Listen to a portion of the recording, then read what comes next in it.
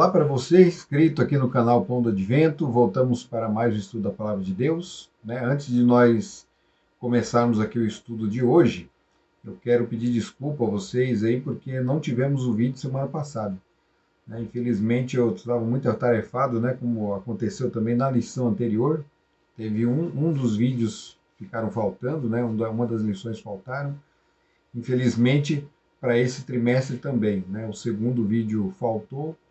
E vamos ver, né, se eu conseguir fazer um vídeo complementar aí nesse meio tempo, aí vocês vão ficar sabendo e a coisa fica completa, né? E se não, não significa que o prejuízo vai ser tão grande assim.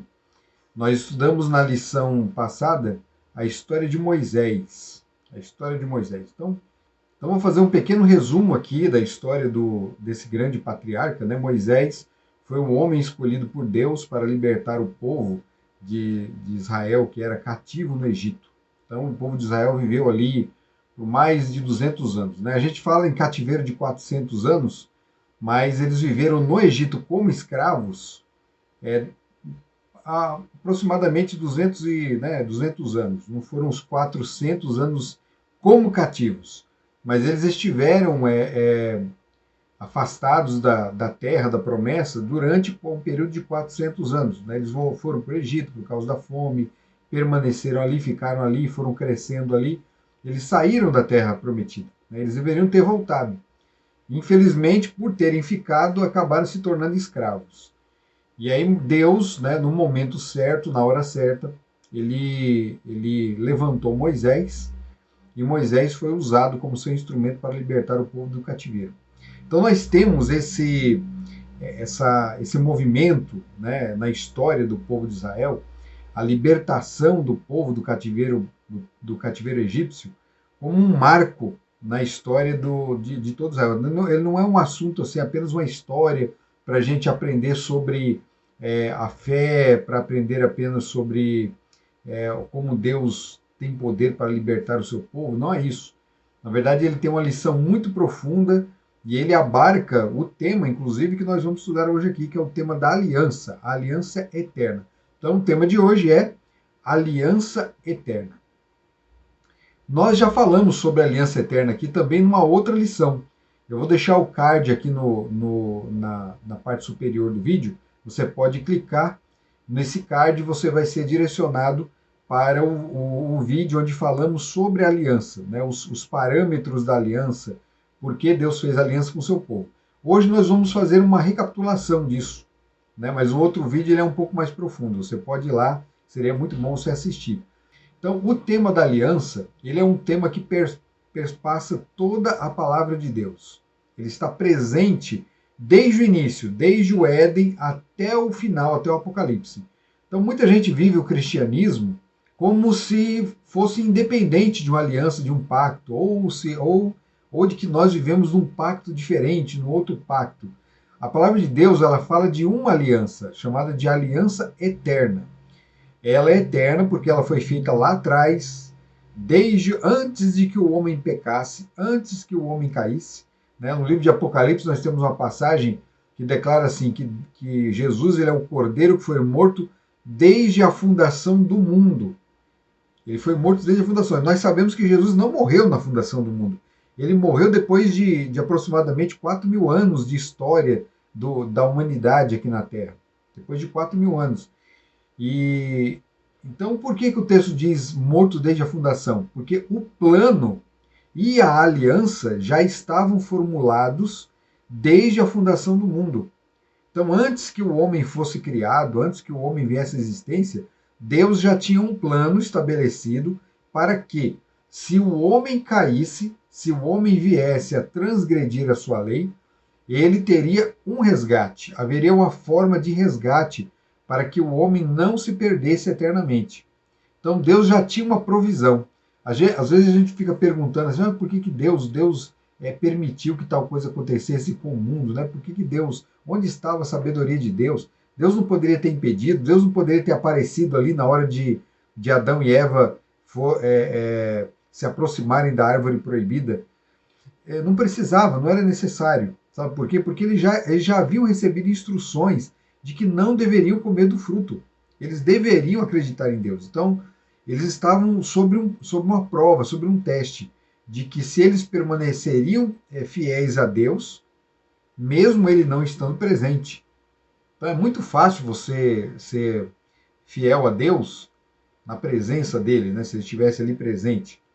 Né? Deus queria ver a obediência, uma obediência real, uma obediência que fosse fruto de sua própria decisão.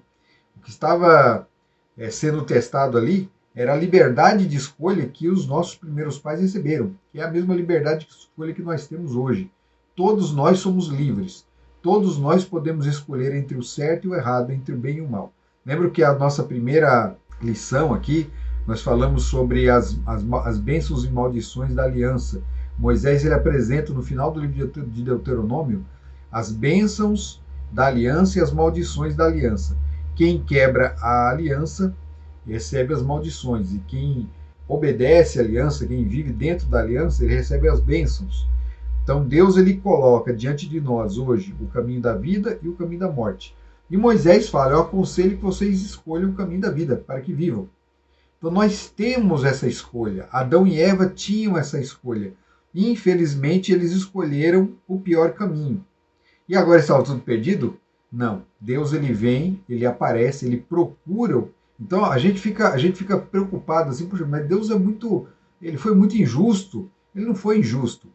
Assim que os nossos primeiros pais caíram, ele foi procurar os nossos primeiros pais. Ele foi dar um auxílio. E ele tinha a solução para o problema.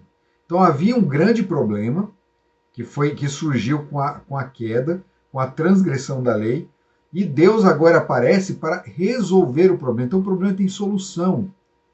Então Deus ele não nos abandonou, não deixou a gente nesse mundo propenso a receber todas as implicações do pecado de nossos primeiros pais.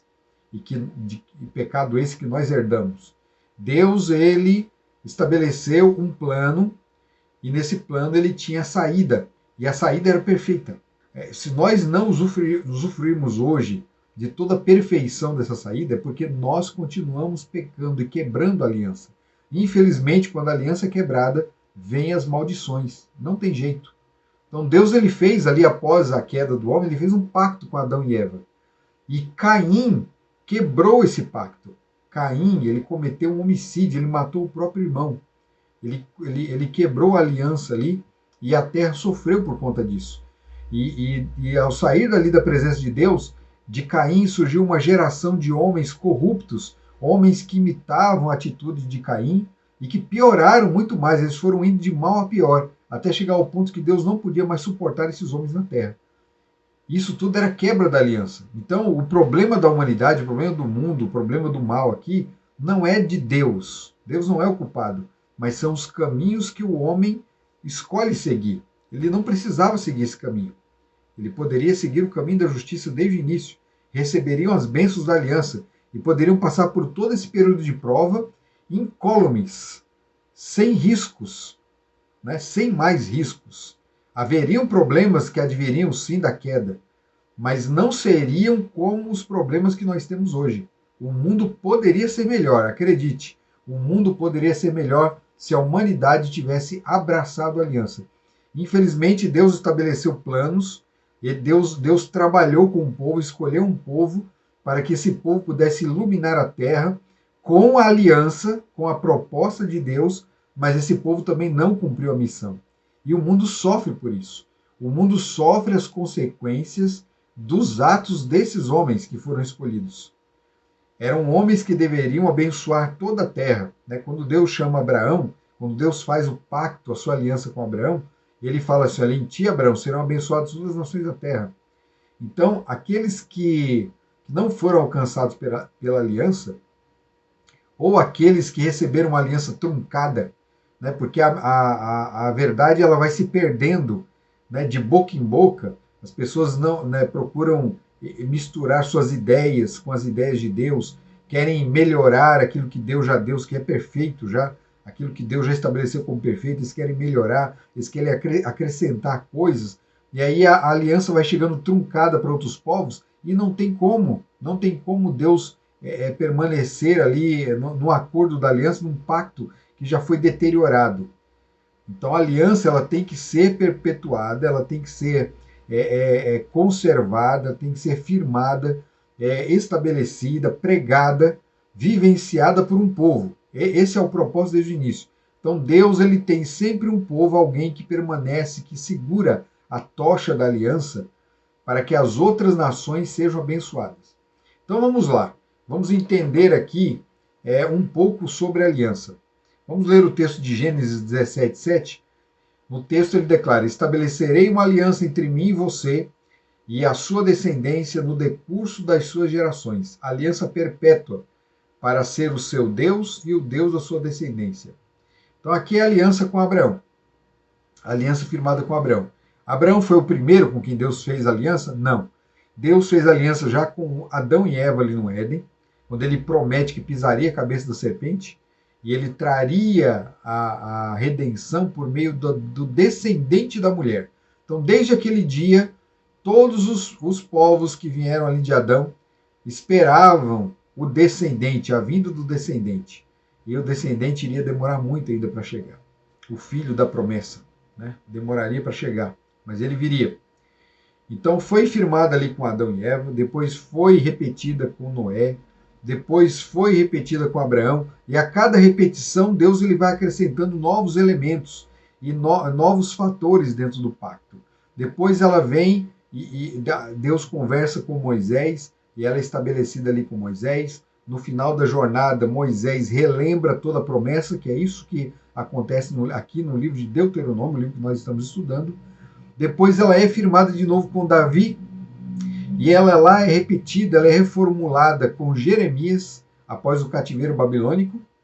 Ela é reformulada ali nos dias de Jeremias, e ela tem o seu cumprimento final com a vinda de Jesus. Jesus ele ratifica a aliança. Jesus é o cumprimento da aliança, é o estabelecimento final da aliança. Então, a aliança ela não morreu. A aliança se cumpre ali em Cristo, e nós vivemos a realidade agora da nova aliança em Cristo. Então essa nova, nós chamamos de nova aliança, mas é a mesma aliança lá do passado. A novidade da aliança dos nossos dias é que ela foi cumprida em Cristo. Enquanto que a antiga aliança ela era trabalhada por meio de rituais, né, a morte de animais para a remissão dos pecados do povo, do homem, na nova aliança nós temos o Filho de Deus que morre de uma vez por todas pelo pecado de todos. Né? Então, olha, presta atenção nessa tela aqui. Ó. Com a queda surgiram vários problemas. Né? Os problemas que surgiram são o seguinte: separação de Deus, o homem se separa de Deus. Surge o problema do pecado, que é o que nós chamamos de teologia da depravação total. O homem se tornou totalmente depravado e isso vai passando de pai para filho. Não é que os filhos pagam pelos pecados do pai. Os filhos herdam o pecado dos pais. Nós já nascemos pecadores. Ainda que nós procurássemos viver uma vida de perfeita obediência, nós fôssemos isentos assim, de toda atitude má, até de pensamento pecaminoso, ainda assim nós teríamos a natureza pecaminosa.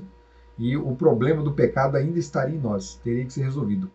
O problema da morte, porque com o pecado veio a morte, e surge também, em consequência do pecado, o sofrimento. A natureza ela é afetada, ela é transformada por causa do pecado. O homem não tem mais o domínio que tinha sobre o reino, né? Sobre o seu reino, sobre os animais, sobre a natureza. Então a natureza pode ser nociva agora para o homem, e o homem é nocivo também para a natureza. Com o primeiro homicídio, há um problema crescente com o primeiro homicídio praticado ali por Caim. Né? Surge uma descendência totalmente corrupta, e isso vai ser, embora essa descendência seja extinta com o dilúvio, né? Se herda parte disso com a família, com a nova família, né? A família de Noé.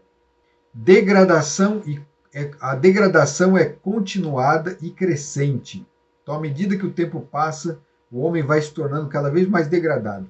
Enquanto que, se tivessem abraçado a aliança, veria o contrário, seriam cada vez mais santificados e mais próximos de Deus. Com a separação de Deus, o homem vai se degradando cada vez mais. E o domínio do homem com a separação de Deus, ele foi tomado, ele foi usurpado. Foi usurpado por quem? Por Satanás.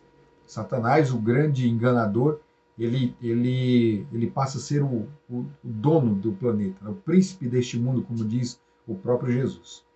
E aí Deus então firma uma aliança, um concerto, né? Um concerto eterno com seus filhos. Como é esse concerto? Esse concerto é feito entre Deus e o homem, e é Deus quem procura o homem, não é o homem quem procura Deus. Deus procura o homem, então a aliança, o acordo parte da parte de Deus. Né? Então o homem ele se coloca como inimigo de Deus, mas Deus vai atrás. Ele fala assim: não, eu não vou te deixar sozinho, eu vou fazer um pacto com você. Então nesse pacto, né, existem termos, e os termos do concerto eterno são esses aqui. O homem, o que é exigido do homem? O homem tem deveres e tem direitos. Qual é o dever do homem? Obediência integral. Obediência integral. Então, muitos pensam que a obediência não faz parte do plano da salvação. Faz parte sim. O plano da salvação existe justamente para garantir que o homem possa se tornar obediente integralmente. Quais são os direitos do homem? O homem terá o direito à vida eterna se ele abraçar o pacto, a aliança com Deus. E Deus? Deus também tem deveres e direitos. Quais são os deveres de Deus? Conceder essa vida eterna. A graça, as bênçãos, né, do pacto, é conceder. E quais são os direitos de Deus? Deus tem o direito de receber adoração e obediência. Mas esse pacto ele tem uma multa contratual. Qual é a multa contratual do pacto? É a morte. Né? Porque lá em Romanos 6,23 declara que o salário do pecado é a morte. Se o homem continuar na vida de pecado, não tem como ele viver na aliança. Então você pode pensar assim: mas peraí, mas se o homem ele é pecador continuamente, então ele merece a morte continuamente. Só que tem um detalhe, né? Uma coisa é nós sermos pecadores e outra coisa é vivermos em pecado. Vivermos em pecado. Então, pecador todos nós somos, mas viver em pecado significa buscar os prazeres do pecado, buscar se aprofundar no pecado, ter uma vida fundamentada e baseada no pecado, na transgressão da lei de Deus, afastado do Pai. Então, isso é diferente de você simplesmente ser um pecador. Então, Deus está fazendo um pacto, uma aliança, para que, ainda que eu seja pecador, eu tenha direito à vida eterna, mesmo sendo pecador. Mas o que vai acontecer? Deus vai me dar condições de obedecer e de viver, de me santificar nesse novo pacto, para que eu possa ter uma vida ao lado de Deus. Embora esteja separado, né, Deus ele encontrou um meio de unificar, de unir o homem, né, a criatura com o Criador. Nesse pacto nós temos a multa contratual, mas nós temos também um termo de misericórdia. E nesse termo de misericórdia nós temos a garantia da vida eterna.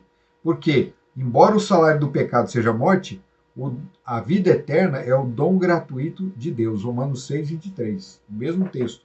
Então nós temos nesse pacto aqui a garantia de que viveremos eternamente. Como que isso acontece? Como que é que esse pacto acontece na nossa vida? Então é o seguinte: nós temos que obedecer perfeitamente à lei de Deus. Nós temos que obedecer. Mas nós não temos prazer nessa lei. Aí é que entra Deus na nossa vida. A partir do momento que eu aceito a aliança, então, Pai, eu aceito a aliança. Como é que eu aceito a aliança? Primeiro, para aceitar a aliança, eu tenho que ter necessidade dessa aliança. Eu tenho que sentir necessidade. E eu só consigo isso quando eu olho para Cristo. Quando eu olho para Cristo, eu enxergo os meus pecados. Quando eu olho para a perfeição do Filho de Deus, eu enxergo que sou pecador, que eu sou um miserável. Eu sou miserável, pobre, cego e nu, como está escrito lá em Apocalipse capítulo 3. Eu sou miserável, pobre, cego e nu. Então eu preciso de um resgate, eu preciso de um resgatador. E agora eu vou atrás de Cristo. É nesse momento que eu abraço a aliança. Eu reconheci que eu sou um pecador, que eu preciso dele, e eu vou lá e aceito o pacto. Ele está disposto a realizar o pacto comigo. Então ele fala para mim assim: olha, meu filho, você é pecador, mas eu quero que você viva em perfeita obediência. Mas como que eu vou viver em perfeita obediência se a lei é contrária à minha natureza é pecaminosa? Então ele fala para mim assim, não tem problema, eu vou transformar a sua natureza. Aí tá vendo como a coisa agora muda de figura? Deus, nesse pacto, nesse acordo, ele transforma a natureza humana. Como que eu sei isso? Eu estou inventando isso? Olha, isso está escrito aqui, ó. Vamos ver. Porque esta é a aliança que farei com a casa de Israel depois daqueles dias, diz o Senhor. Na mente lhes imprimirei as minhas leis. Também no seu coração as inscreverei. Eu serei o Deus deles e eles serão o meu povo. Jeremias 31, 33. Olha aqui a beleza da aliança de Deus com o ser humano. O homem é pecador, mas Jesus fala assim, olha, eu vou escrever no seu coração, meu filho. Eu vou escrever no seu coração a minha lei. Eu não vou escrever em tábuas de pedra. A lei nas tábuas de pedra te condena, porque você não obedece. Mas eu vou escrever no seu coração. No seu coração ela te salva. No seu coração ela é uma fragrância agradável às narinas do Criador. O Criador vai se sentir bem com você. Quer dizer então que eu vou ser perfeito. Quer dizer então que Deus vai colocar a lei de Deus no meu coração e eu vou ser perfeito. Não, não é nada disso. Nós continuamos sendo pecadores, continuamos sendo defeituosos, continuamos sendo transgressores e continuamos desejando o pecado. Mas Deus agora vai começar um processo, e esse processo se chama santificação. No processo da santificação, Deus vai imprimindo no nosso coração a sua lei. Nós vamos sentindo prazer em obedecer a Deus. Por quê? Por que vai surgir esse prazer? Porque Deus vai colocar o amor dele no nosso coração. A palavra de Deus não diz que Deus é amor? Deus é amor. E a palavra de Deus também diz que o cumprimento da lei é o amor. É impossível ao homem cumprir a lei se ele não amar a Deus. Porque se o homem ama a Deus, ele obedece a Deus. E se o homem ama o próximo, ele não prejudica o próximo. Ele se torna também obediente ao próximo. E ele procura fazer todo o bem ao próximo. Olha só, olha como é simples. Olha como é simples a questão da lei, do amor, da fé, como está tudo interligado. Se Deus coloca o amor no meu coração, isso já é colocar a sua lei. Isso já é colocar a sua lei. Não fique pensando no amor assim, um simples sentimento, aquele sentimento de afeição. Ele não é simplesmente isso. O amor, ele é uma escolha. Lembra que nós falamos em liberdade de escolha? O amor é uma escolha. Deus está colocando em nosso coração a capacidade, a força para escolher o que é certo. Então, o amor, ele vai tornar possível a minha obediência. Porque, veja bem, se eu amo a Deus, se eu sinto amor a Deus no meu coração, eu não vou ter outros deuses diante de mim. Não vou. Para que eu preciso de outro Deus? Se eu tiver outro Deus, estou traindo o meu Deus. Deus não quer. A palavra de Deus fala que Deus é um Deus zeloso, um Deus ciumento. Ele não quer outra divindade junto com ele, que é só ele. Então, se eu amo a Deus, eu não vou ofendê-lo. Eu terei somente a Deus. Se eu amo a Deus, eu não vou adorar ídolos, imagens, porque ele falou que somente ele pode ser adorado. Só ele merece adoração. E adoração é uma atitude que me traz um benefício, porque à medida que eu adoro a Deus, eu me torno semelhante a ele. Porque a adoração é isso. A adoração faz com que o ser humano se torne semelhante àquele a quem ele adora. É para isso que serve a adoração. Se eu amo a Deus, eu não uso o nome dele em vão, eu não pronuncio o nome de Deus, eu tenho um maior cuidado em tomar o nome de Deus, né, em pronunciar o seu nome sagrado. Eu tenho cuidado também de reverenciá-lo, de ser um bom exemplo, porque se eu sou um cristão que dá um bom exemplo, então eu estou desonrando o nome de Deus. Se eu amo a Deus, eu obedeço o quarto mandamento da sua lei com prazer. Esse quarto mandamento não me é penoso. Eu guardo o sábado tranquilamente, com gosto, com vontade. É o dia mais desejável, porque nesse dia repousa uma bênção especial sobre os adoradores de Deus. Eu adoro a Deus todos os dias, mas no sétimo dia há uma bênção especial. Eu estou inventando isso? Eu não estou inventando isso. Está lá no Gênesis. Está lá no Gênesis. Deus abençoou, Deus descansou, Deus abençoou e santificou o dia de sábado. Ele faz tudo isso no mesmo dia. Então, é um dia sagrado. Então, a lei de Deus ela se resume nesses dois mandamentos. Amar a Deus sobre todas as coisas, eu obedeço tudo aquilo que é referente a Deus, e amar ao próximo como a si mesmo, eu obedeço a tudo aquilo que tem a ver com o meu próximo. Então, se eu amo o próximo, eu respeito meu pai e minha mãe, eu tenho prazer em obedecer os meus pais, eu tenho prazer em trazer benefícios e bênçãos para os meus pais. Eu tenho prazer em fazer o bem a eles, em cuidar deles. Então, aqueles que não têm amor pelos pais, é lógico que nós temos muitos problemas no mundo, muitos pais são ruins. A palavra de Deus também fala que os pais podem fazer com que os filhos se irem contra eles. Não quer dizer que os filhos estão desculpados por conta disso. Não quer dizer. Mas é um problema gerado pela atitude dos pais, porque os pais também vão amar seus filhos. Esse mandamento diz respeito à família toda. Os pais também devem amar os seus filhos. Devem cuidar deles, devem dar todo o bom trato, o bom cuidado, a boa educação. Então aqui inclui tanto do filho com o pai, quanto do pai em relação ao filho. Se eu amo o meu próximo, eu não mato. Eu não tenho desejo de matar, eu não tenho desejo de agredir, eu não tenho desejo de ofender, nem com palavras, nem com ações. Eu não devo ofender nem com pensamento. Se eu amo o meu próximo, eu respeito o meu cônjuge, eu não cometo adultério, eu não trago aquilo que eu não faço aquilo que vai trazer infelicidade para a minha esposa, a esposa não vai fazer nada que traga infelicidade para o marido. Quando nós temos problemas no lar, é porque estamos quebrando a aliança, estamos quebrando o pacto, estamos desrespeitando o próximo, estamos ferindo o próximo. Então, existem muitos problemas no lar hoje, é consequência do pecado? É consequência do ato pecaminoso, do ato da consumação do pecado. Então, se eu amo, eu não faço isso. Se eu amo o meu próximo, eu não furto, eu não roubo, eu não vou tomar do próximo aquilo que não pertence a mim. Muito pelo contrário, se eu amo o próximo, eu quero dar, eu quero beneficiá-lo, eu quero ajudá-lo a crescer, eu quero ajudá-lo a se desenvolver. Eu não vou desejar as coisas dele, eu não vou tomar para mim aquilo que não é meu.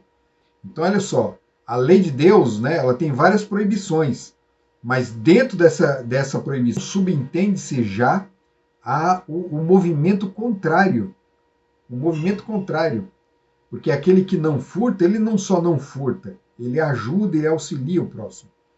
Né? Ele colabora, ele mata a fome do próximo, ele mata a sede, ele cobre a nudez do próximo. O verdadeiro amor vai resultar nessas obras, nas obras de caridade, nas obras, no fruto do Espírito. A benevolência, a misericórdia, a justiça, tudo vai surgir no coração do verdadeiro convertido, daquele que anda realmente nos caminhos de Deus, daquele que realmente ama o Senhor e ama o seu próximo. Se eu amo o próximo, eu não vivo ofendendo ele com calúnias, eu não ando por aí difamando ele, ainda que ele tenha me feito alguma coisa, mas eu tenho que colocar freio na minha língua. Eu não devo feri-lo, mesmo sendo meu inimigo. Eu tenho que procurar falar bem dele. A palavra de Deus fala que nós devemos colocar brasa sobre a cabeça dos nossos inimigos. Eu não tenho que fazer o mal, eu tenho que fazer o bem para o meu próximo, para o meu inimigo. E eu não tenho que proferir. Só que assim, quem profere mentiras não é só contra os inimigos, quem profere mentira gosta de proferir para qualquer um. Ele fere qualquer um, o que está perto, o que é bom com ele, o que não é. Então o pecado ele vai se desenvolvendo, você vai se tornando cada vez uma pessoa pior, cada vez mal. O homem vai de mal a pior, quando ele abraça o pecado, quando ele quebra a aliança. E o homem que realmente ama o seu próximo, ele não deseja, ele não cobiça aquilo que não é dele, aquilo que não pertence a ele. Ele vai lutar, sim, para conquistar os seus... Ele terá sonhos, ele terá ambições saudáveis para a sua vida, ele vai almejar um bom emprego, ele vai almejar uma boa casa, uma boa família, ele vai ter desejo de tudo isso. Desejar isso não é problema. O problema é desejar o que é do outro. Então, eu não tenho que desejar a mulher do próximo, a casa do meu próximo, os animais do meu próximo, os bens do meu próximo, porque essa cobiça vai gerar uma série de males. Daí vai surgir o adultério, vai surgir o roubo, vai surgir o homicídio, vai surgir a maledicência, todos os males vão surgir da cobiça. A cobiça, de certa forma, é raiz de todos os males. Satanás cobiçou o trono de Deus, ele teve inveja de Deus. Eva cobiçou ser semelhante a Deus, porque foi isso que foi ofertado a ela. Então a queda vem disso, vem da cobiça, do desejo, da vontade de ter, do medo de perder. Adão teve medo de perder Eva, ele não confiou no poder de Deus, que Deus poderia, ainda que ela morresse, poderia trazê-la de volta, ou poderia resgatá-la de alguma forma. Pelo medo de perdê-la, ele comeu do fruto. Veja que o pecado começou a surgir antes de comer o fruto, viu? O fruto foi a consumação. O pecado surge antes, ele surge aqui. Então nós temos que ter aqui, olha o que o Pacto e a Aliança diz. Deus colocará as suas leis aqui, na mente, porque é aqui que começa tudo. Deus vai colocar aqui no nosso coração, né? O símbolo do centro dos nossos sentimentos. É sentimento e razão, funcionando juntos, trabalhando juntos. Deus vai colocar isso no nosso coração. E aí, alguém vai perguntar para você, mas então você faz tudo isso? É tudo isso que você tem que fazer para ser salvo? Não, eu não faço isso para ser salvo. Eu fui salvo exatamente no dia em que eu aceitei Jesus como meu fiador, como meu substituto. Naquele dia eu fui salvo, naquele dia o céu já é meu. Naquele dia o céu é meu. A salvação está garantida. Ah, então por que você tem que obedecer tudo isso? Não, eu obedeço não é porque eu quero ganhar alguma coisa. Eu obedeço porque eu já ganhei, porque eu já tenho tudo. Eu obedeço agora porque eu amo aquele que me resgatou e eu desejo fazer o melhor para ele. E para as criaturas que ele criou, para os meus irmãos, eu não vou, de forma alguma, odiá-lo. Ele morreu por esses também. Eu vou fazer tudo o que me é possível para o bem deles. Essa é a verdadeira vida e esse é o verdadeiro resultado da aliança do pacto. Então o pacto ele traz bênçãos para o mundo, traz bênçãos para a humanidade. Se a humanidade sofre hoje, é porque a humanidade quebrou a aliança, quebrou o pacto. Mas Deus nunca quebrou o pacto. Ele nunca quebrou a aliança. Deus, ele continua até hoje apelando com seu santo e bom espírito ao meu coração e ao seu coração, para que nós permaneçamos, e se estivermos fora, para que nós entremos em aliança com ele, em pacto com ele, porque aí teremos vida eterna e bênção sem medida. Deus abençoe você, esteja aqui no próximo vídeo, até semana que vem. Tchau!